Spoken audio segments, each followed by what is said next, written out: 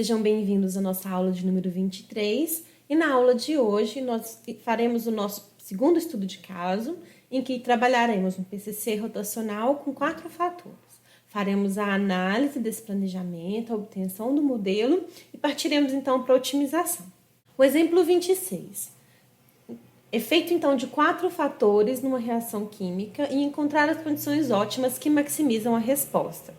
Nesse caso, as nossas 4 variáveis independentes são a quantidade de amônia em gramas, a temperatura, a quantidade de água em gramas e a pressão do recipiente. Nós podemos ver aqui então quem são as nossas equações de codificação. X1 corresponde à quantidade de amônia, X2 a de temperatura, X3 corresponde à quantidade de água e X4 corresponde à pressão de trabalho nesse reator. Então, podemos ver aqui que o valor do alfa escolhido foi 1,4 e que, então, esses valores variam então, de menos 1,4 a 1,4. Então, a gente tem a amônia variando de 30,6 gramas até 173,4 gramas. A temperatura vai de 222 a 278 graus. A quantidade de água vai de 20 até 580 gramas. E a pressão aí em psi de 360 psi a 1340 psi.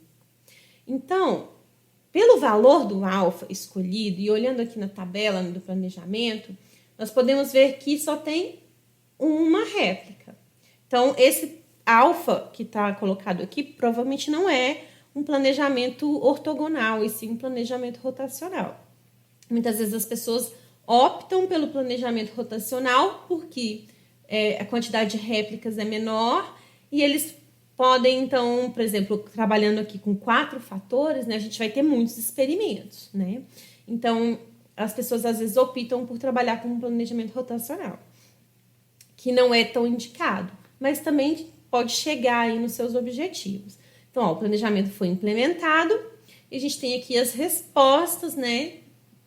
Que seria, por exemplo, a produtividade do produto formado nesse reator, certo?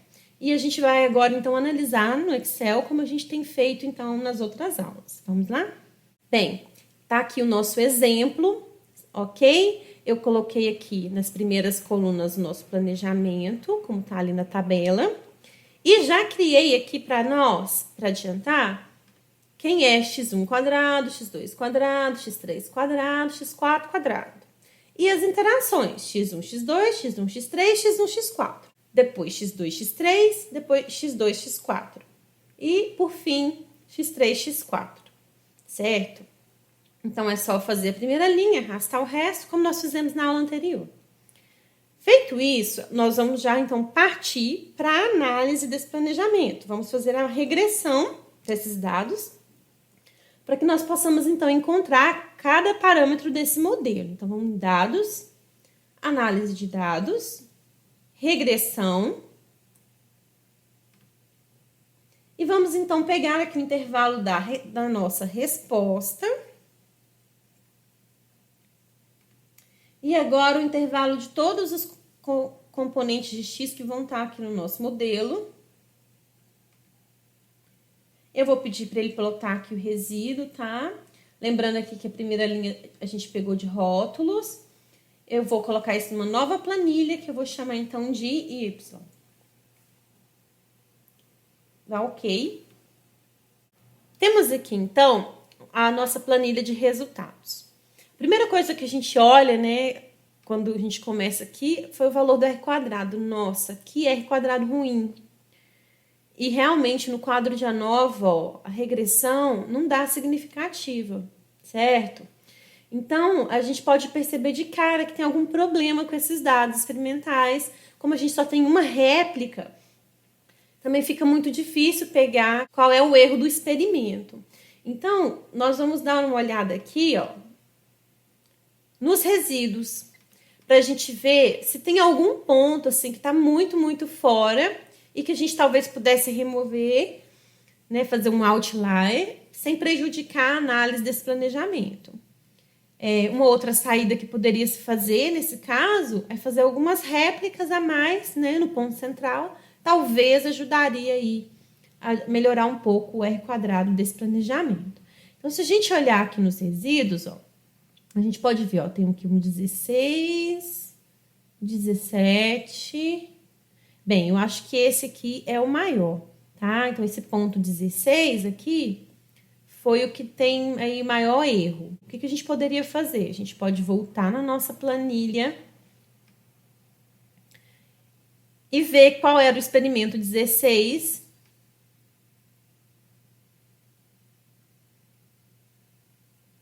Que é esse aqui, certo?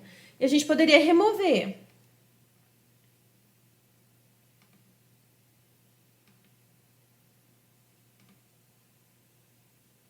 E a gente pode fazer a análise novamente.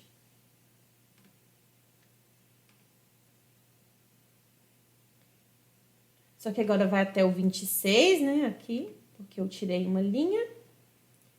Eu vou chamar de Y com outlier.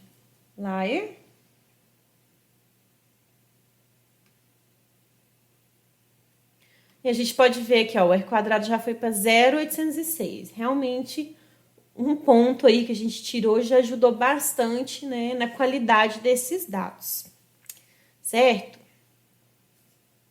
É uma opção aí que a gente tem de trabalho.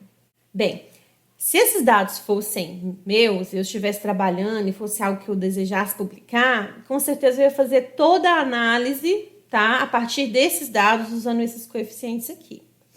Mas, a título do exercício, que eu já peguei o exercício dessa forma, tá, pessoal? Nós vamos fazer utilizando esse modelo que nós encontramos primeiro aqui, sem tirar nada dos dados, certo? Que foi o que o exercício resolvido proposto fez. Mas eu, na prática, eu acho que eu faria, tá? Utilizando este modelo aqui, já com outlier, que tem um R quadrado melhor do que o modelo com todos os dados. Certo?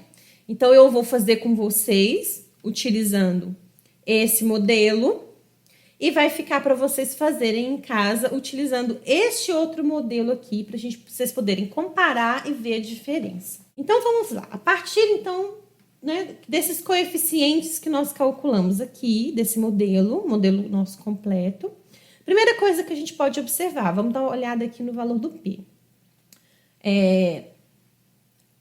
A iteração x3, x4, a interação x1, x3, o termo quadrático x3 quadrático seriam os primeiros que eu tiraria juntos, tá? Faria uma reanálise desse planejamento.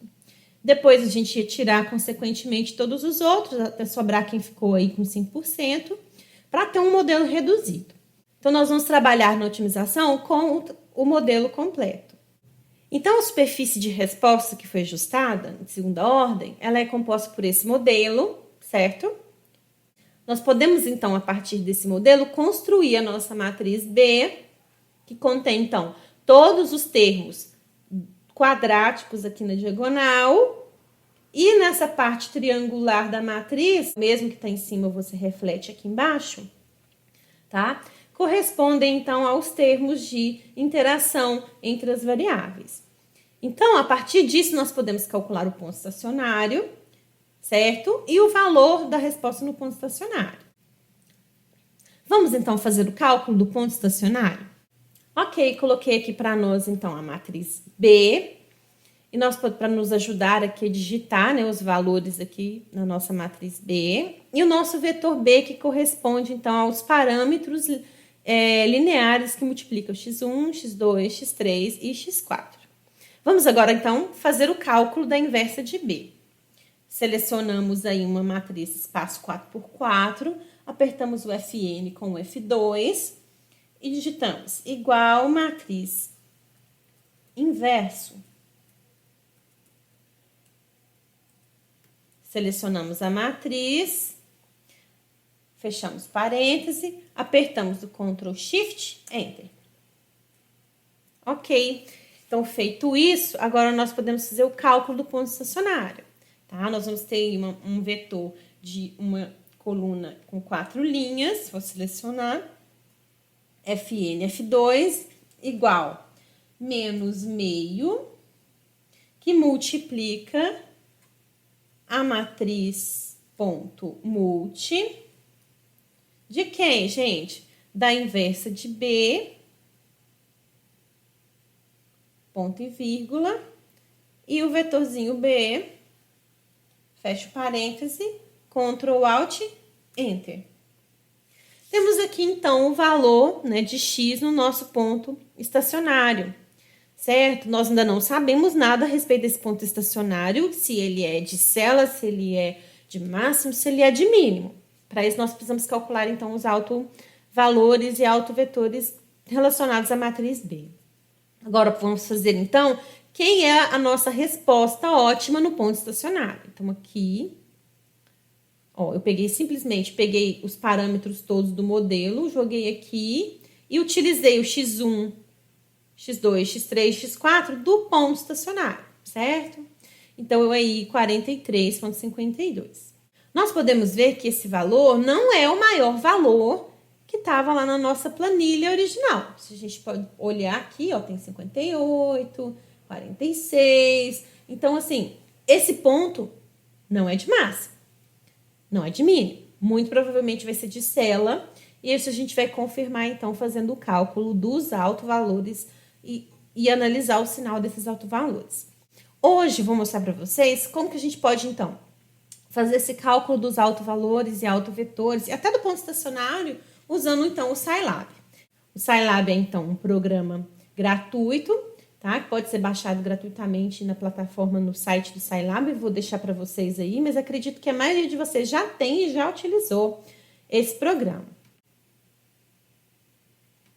Assim como aquela planilha do Excel, esse arquivo, então, do Scilab também vai estar anexo aí à sua aula. De posse, então, do nosso modelo completo, nós vamos construir a matriz B, tá? É só digitar lá, ó, primeira linha, né? Depois a segunda, terceira e a quarta, certo? Depois o vetor B, né? Que tem aí 4 linhas. A gente pode, então, fazer agora o cálculo do ponto estacionário. Então, o ponto estacionário é menos meio da inversa de B vezes B.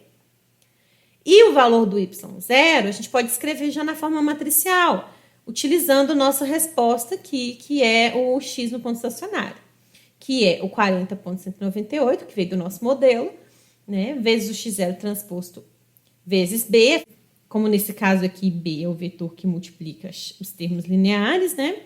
E aqui a gente tem, então, a multiplicação dos termos quadráticos referentes à nossa matriz B. Certo? Isso já vai nos dar, então, o valor de y no ponto estacionário. Calculando agora os autovalores e autovetores relativos à matriz B. Quando a gente usa, então, a função spec, tá? A gente obtém, então, o que eu chamei aqui de evals, que são os autovalores, certo? Quando a gente tem essas duas opções, quando eu posso fazer assim, vai me dar só os autovalores. E eu posso escrever também do lado de cá dessa forma e colocar como primeiro elemento aqui M ou R, ou a letra que você deseja chamar, e ele vai calcular para nós, então, nesse primeiro argumento, o autovetor relacionado a essa matriz. E esse diag evals, ele vai colocar, então, os autovalores numa matriz, na diagonal dessa matriz. Essa matriz diag evals, ela vai ser como se fosse a matriz identidade vezes cada um, então, desses autovalores. Então, eu pedi depois para poder plotar, escrever tudo que a gente precisava assim, saber de resposta, né, no console lá do Scilab. Feito isso, eu já sei esse ponto estacionário, né, eu vou rodar o programa e depois a gente vai discutir o resto do programa, porque a gente precisa desses dados aqui. Então, vamos olhar aqui os resultados de saída, né, no console do Scilab. Temos aqui, então, as condições do ponto de inflexão do nosso ponto estacionário. Exatamente os mesmos valores que a gente calculou agora no Excel. Temos aqui, então, o valor de y na resposta no ponto estacionário. E agora, ele deu para nós os autovalores. Nós podemos observar que os 3 primeiros autovalores são negativos, e o último alto valor é positivo. Então, se fossem todos negativos, o ponto seria de máximo. No caso, como a gente tem um só alto valor que é positivo, já é o suficiente para que esse seja um ponto de Cela, certo? Então, nós precisamos agora olhar cuidadosamente aqui para essa variável 4, tá? Que é aquela que está causando aí o ponto de Cela. E a gente vai ter, então, se eu quiser obter um valor de máximo dentro da região que eu estudei, mesmo sabendo que o ponto de inflexão é de Cela, agora eu tenho que fazer uma procura que não seja baseada só no ponto de inflexão. Então, a gente vai ter que fazer uma análise dos nossos resultados de uma forma a me permitir achar um valor maior do que 43,52, porque existe um valor maior dentro do meu intervalo que eu estudei, certo? Aqui ele deu também, pessoal, a matriz dos autovetores já normalizados, ok? Então, eu vou mostrar para vocês onde que nós vamos agora utilizar esses autovetores normalizados. Então, de posse aí dos nossos autovalores, né? Quem quiser aí depois fazer na mão, tá, pessoal? Pode fazer à vontade. Cálculo, né? Nós obtivemos, então, aqui esses 4 autovalores, tá? Com eles, nós já podemos, então, escrever o modelo na forma canônica. Escrevendo, então, a nossa resposta na forma canônica, eu tenho a resposta no ponto estacionário, que é de Cela, que é esse, né? E pego cada um dos autovalores e multiplico aí pelas nossas variáveis de estudo, ok?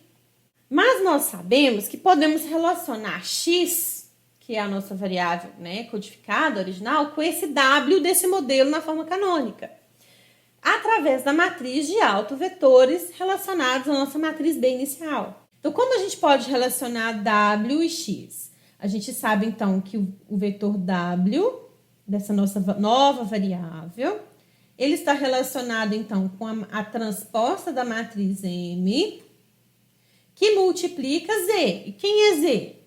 X menos o valor no ponto estacionário. Então, ó, eu fiz x1 menos, ó, o valor de x1 no ponto estacionário, depois menos o x2 no ponto estacionário, assim com todos. Certo? Então, a gente sabe que a resposta, ela diminui quando eu movimento na direção de W1, W2, W3, porque se eu estou num ponto de máximo e eu ando nas direções de W1, W2 e W3, eu só posso diminuir o valor. No entanto, isso acontece o contrário para W4. Então, para W4, eu aumento a minha resposta quando eu ando no eixo do W4. Então, o que a gente vai fazer aqui para poder fazer a avaliação, né, dessas respostas? O nosso objetivo é obter a condição em que a resposta seja o mais alta possível, ou seja, o máximo possível dentro da região do nosso planejamento que nós estudamos. Só que nós temos, pessoal, algumas limitações físicas. Às vezes as pessoas se esquecem, quando obtém um modelo, que quem interpreta o modelo somos nós, tá? Quem diz e fala se aquela resposta é viável ou não, somos nós. Afinal de contas, a resposta matemática, ela tem que depois, na interpretação, levar em conta a física do problema. E o que a gente pode dizer sobre a física do nosso problema? Se a gente olhar as nossas variáveis aqui, ó, amônia vai de 30 até 173, ok.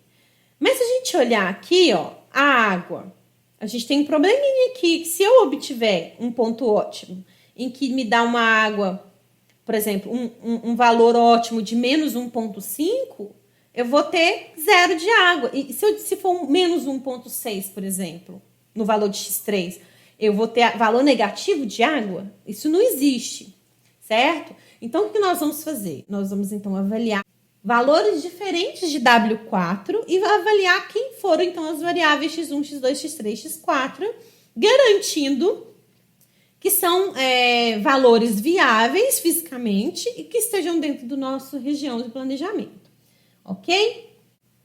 Note aqui que a variável x3 ela tem que ser maior do que 1,5. Por quê? Porque senão, se eu fizer exatamente x3 igual a 1,5, eu já não tenho mais água no sistema. Então, eu estou deixando de avaliar um reagente.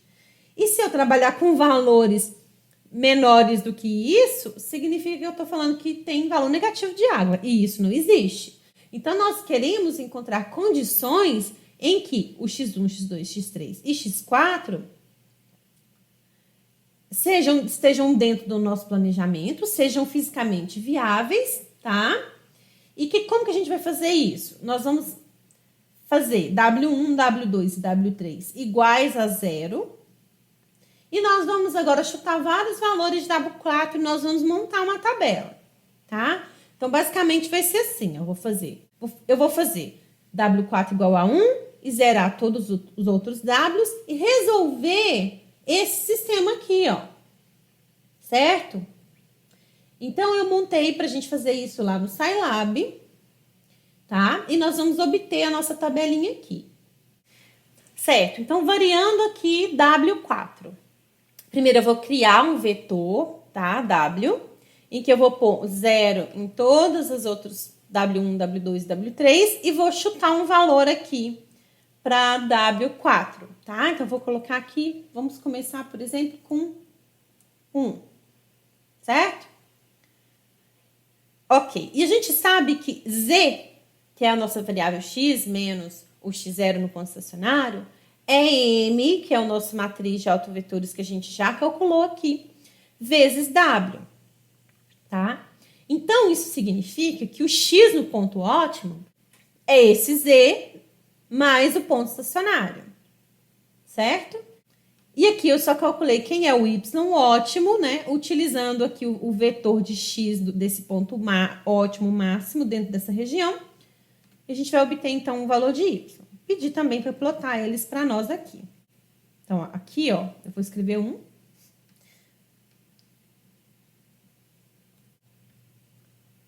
E vou pedir para rodar. Vamos ver a resposta. Então, para W4 igual a 1, pessoal, a gente tem esse autovetor, tá? Então, eu vou copiar ele e vou começar a montar uma tabelinha, tá? Com vários valores, então, de W4. Bem, coloquei, então, aqui o valor de quem é W4 igual a 1, tá? Eu fiz o seguinte, já rodei para vários valores. Então, a gente vai lá, coloca menos 1,5, pega o resultado, coloca aqui, faz uma varredura aí para vários valores de W4. Eu não sei se vocês perceberam, pessoal, mas aquele autovetor que eu mostrei para vocês e calculou no Scilab, ele tá um pouco diferente, tem alguns sinais diferentes, né, desse que nós calculamos aqui que tá no slide. No entanto, quando a gente vai montar essa tabela, os resultados ficam, então, iguais, tá? Então, assim, é só porque acontece, às vezes, de ter pegado ali uma linha que foi inteira multiplicada por menos 1, por exemplo, tá? Mas na hora de jogar os resultados aqui e encontrar as condições, ele corresponde aí às mesmas condições que estão nessa tabela aqui. Como conclusões, o que a gente pode tirar? Para valores positivos de W4, tá? Que estão aqui, os valores de x estão fora da região experimental. Então, a gente tem valores muito altos aí para alguns, tá? A condição mais adequada foi aquela em que o x3 foi igual a menos 1,5. Então, aqui, ó, a gente vai olhar aqui no x3, tá vendo?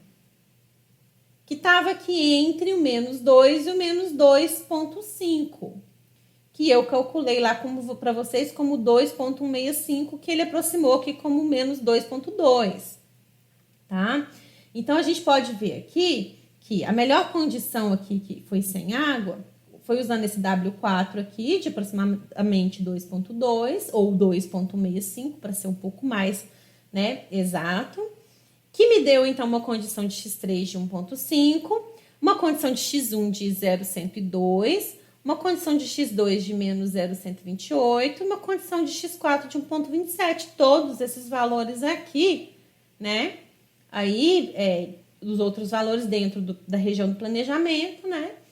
E essa condição de x3 aqui, apesar de estar um pouco fora da região do planejamento, a gente parou na condição de limite, né? Dessa quantidade aí. Então, a gente vê que a quantidade de água nessa reação, na verdade, estava, né, desfavorecendo essa reação. Então, quando eu removi a água, eu consegui, então, uma produtividade maior nessa reação, ok?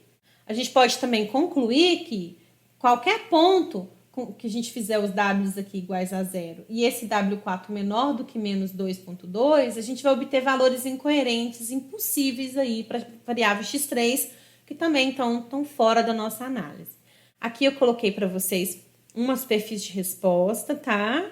Que é a x3, x4. A gente pode ver aqui que o gráfico está de menos 2 a mais 2, mas a gente tem que lembrar que todas essas condições aqui que estão no rumo do menos 2 são fisicamente impossíveis. Então, apesar do modelo tá te falando que aquilo ali poderia ser o máximo, você que tem que pegar e definir os seus limites físicos.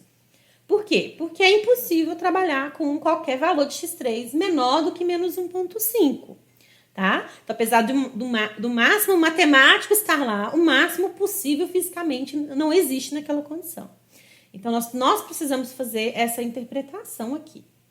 Fique, então, para vocês, como exercício para casa, refazer tudo isso que a gente fez, né? Pode utilizar aí o programa pronto, que eu já estou disponibilizando para vocês, mas vocês vão precisar reconstruir a matriz B para levar em conta, então, aquele novo modelo, tirando aquele ponto 16, lembra que eu mostrei no início? Então, eu gostaria que vocês fizessem um novo modelo, né, que agora vai ter um R quadrado de 0,806, que é bem melhor, e vissem o impacto que isso ia causar, então, na sua condição ótima, certo? Te vejo aí, então, na próxima aula.